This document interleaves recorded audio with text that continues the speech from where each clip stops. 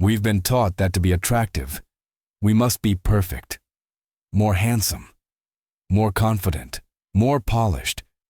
But what if all that was a mistake? What if what you're trying to hide is, in reality, what attracts the most? Science has discovered that some people are irresistible not for what they show, but for certain strange habits that trigger the human brain without anyone noticing. Today we're going to reveal what they are and why they work, even if they seem contradictory. From a young age, we're taught to hide body odor, to perfume it, cover it up, and neutralize it.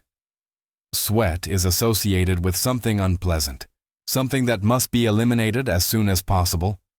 However, from a biological standpoint, the human body's natural scent serves a much deeper function than we usually imagine. Science has shown that human beings release pheromones, chemical substances that the body produces unconsciously, and that directly influence attraction. These signals are not perceived rationally, but the brain registers them. They act at a primitive, automatic level, without the person being aware of it. One of the best-known studies on this phenomenon is the so-called T-shirt experiment. In it, several women smelled T-shirts worn by men for days without perfume or deodorant. The result was surprising. Many women felt more attracted to the scent of certain men without knowing why. It wasn't a matter of personal taste, but of biological compatibility. This compatibility is related to the major histocompatibility complex, known as MHC. The more different the MHC is between two people, the more attractive their natural scent becomes.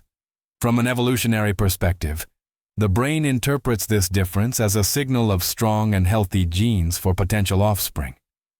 That's why natural scent isn't a flaw, but a unique biological signature.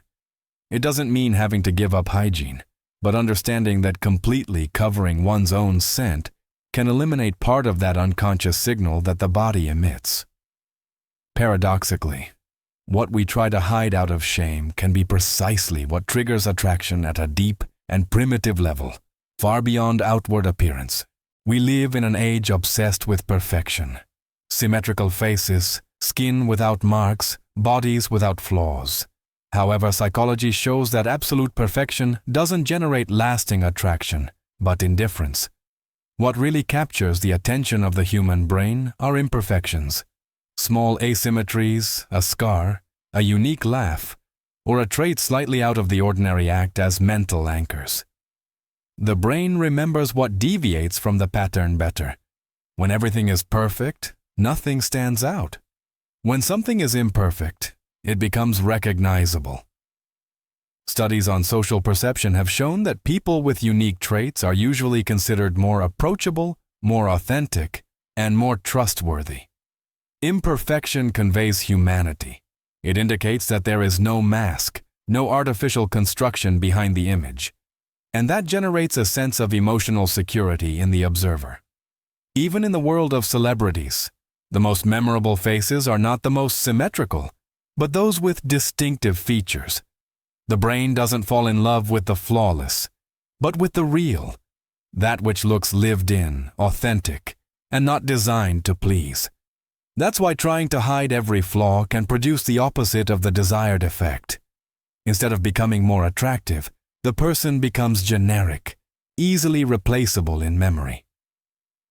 Imperfections, far from detracting value, build identity. In an environment saturated with polished and filtered images, the imperfect becomes a powerful signal, the sign of someone who doesn't need to pretend to be accepted. There is a widespread idea that to be liked, we must do favors. But psychology reveals something counterintuitive. Asking for a favor can make you more likable. This phenomenon is known as the Benjamin Franklin effect. The mechanism is simple and powerful. When someone helps you, their brain needs to justify that action. To do so, it concludes unconsciously, if I've helped them, it must be because I like them. Thus, the mind aligns behavior with emotion. It isn't manipulation, it's cognitive consistency. Benjamin Franklin explained it with a historical example. To win over a political rival, he didn't offer him a favor, but asked him for a small one. After granting it, the relationship changed. The help created a psychological investment. Helping generates a bond. Modern studies confirm this effect. When a person invests time or effort in another, even if it's minimal, it increases the probability of developing a positive perception. The favor acts as an emotional anchor. Of course, the key lies in subtlety. It's not about asking for big sacrifices, but for simple and reasonable gestures. In addition, expressing gratitude reinforces the effect because it closes the emotional cycle and validates the decision to help. Paradoxically, trying to seem self-sufficient in everything can create distance. Allowing others to help you, on the other hand, opens the door to connection. Showing a small need doesn't weaken. It humanizes. And that humanity is deeply attractive. Hearing our own name activates something very specific in the brain. It's no coincidence. Neuroscience studies show that hearing one's personal name stimulates the reward system and generates an immediate sense of recognition. It's a basic signal. Someone sees me. When a person uses your name during a conversation, the brain interprets closeness and genuine attention.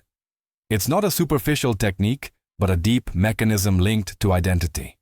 A name is the most important sound for any human being. It's connected to self-esteem and belonging. Dale Carnegie pointed it out decades ago. Remembering and using someone's name is one of the simplest and most powerful ways to create a positive impression. Modern psychology confirms it.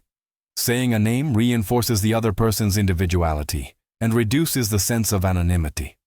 The key lies in naturalness. Using a name in a forced or excessive way can generate the opposite effect. But integrated spontaneously, it creates a micro-emotional connection. It makes the conversation feel personal, not generic. In a world where most listen to respond and not to understand, hearing a name pronounced with attention becomes rare. And the rare, when it conveys authentic interest, is attractive. Because it's not about impressing, but about recognizing the other as someone unique. Eye contact is one of the simplest, and at the same time, most powerful gestures in human interaction. It's often uncomfortable, even intimidating. But psychology shows that looking into someone's eyes activates deep mechanisms of emotional connection. When two people maintain their gaze, the brain releases oxytocin, the hormone associated with bonding and trust. It's not a conscious decision. The nervous system interprets a sustained gaze as a signal of interest and presence. Therefore, even a few seconds of eye contact can intensify an ordinary conversation. A famous experiment showed that two strangers who looked into each other's eyes for several minutes reported an unexpected sense of closeness. The brain doesn't distinguish between romantic intention or genuine attention. It only registers connection. And that connection translates into attraction. However, balance is key. Avoiding eye contact conveys disinterest or insecurity. Overdoing it can generate pressure or intrusion. Attractive eye contact is calm, natural, and brief, accompanied by pauses. It allows the other person to feel seen without feeling observed. In a world dominated by screens and distractions, holding a gaze has become uncommon. Precisely for that reason, it stands out. It doesn't impress by intensity, but by presence. And presence, when authentic, has a magnetic effect. Without realizing it, we tend to feel more comfortable with people who are like us, not in appearance but in gestures, pace, and behavior. Psychology calls this phenomenon the mirror effect or mirroring. Mirroring occurs when we subtly imitate the other person's posture, tone of voice, or speaking speed. It's not a conscious copy. It's an automatic synchronization that the brain interprets as affinity. When someone moves like us, speaks like us, or reacts in a similar way, the nervous system sends a clear signal. This person is like me. Studies show that this synchrony increases the sense of trust and connection. The human brain seeks consistency. When it perceives similarity, it lets its guard down. It doesn't feel a threat. It feels understood. And feeling understood is one of the strongest foundations of attraction. The key, again, lies in naturalness. Exaggerated or obvious mirroring generates rejection. But when it's subtle, a similar posture, a matching pace, an empathetic reaction, it goes unnoticed at a conscious level and acts directly on the emotional plane. This effect is used even in psychological therapy and negotiation, not to manipulate, but to create a safe space. Because before any romantic or social interest, the brain needs to feel compatibility. Ultimately, the mirror effect isn't about imitating, but about tuning in. And that silent tuning, when it occurs, is deeply attractive. Blushing is usually experienced as something uncomfortable. The skin reddens, the body reacts without permission, and the person feels like they're losing control. However, from a psychological and biological point of view, blushing is one of the most powerful signs of authenticity. Unlike a smile or a confident posture, blushing cannot be faked. It's an automatic response of the nervous system. Precisely for that reason, the brain interprets it as a sign of sincerity. When someone blushes, it conveys that they're not hiding anything, that what they feel is real. Studies on social perception show that people who blush are usually perceived as more trustworthy, more honest, and more approachable. In a world where many behaviors can be rehearsed or simulated, blushing stands out as a genuine reaction. And being genuine is rare. Additionally, blushing is linked to vulnerability. Showing vulnerability is not weakness. It's allowing others to see an emotion without filters. The human brain responds positively to this because it indicates an absence of manipulation. There is no strategy. There is only emotional presence. Paradoxically, what many try to hide out of shame becomes an invisible advantage. Blushing communicates humanity, and humanity, when perceived without artifice, awakens a deep attraction that does not depend on appearance or control. For a long time, we've been led to believe that attraction depends on perfection, control, and a carefully constructed image. But science shows a different reality. What truly connects people is not the polished, but the human. Each of the habits we've seen today shares the same common thread: authenticity, natural scent, imperfections, asking for help, saying a person's name, looking into their eyes, synchronizing with them, blushing. None of these gestures seek to impress.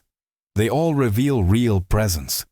The human brain is not attracted to the unattainable, but to the understandable, by what conveys security without being imposing, by what doesn't try to hide every human trait.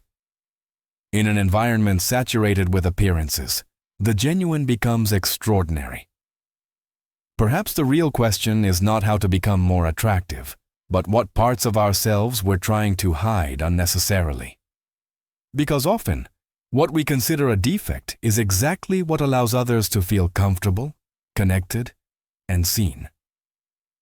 Attraction is not born from the effort to be perfect, but from the permission to be real.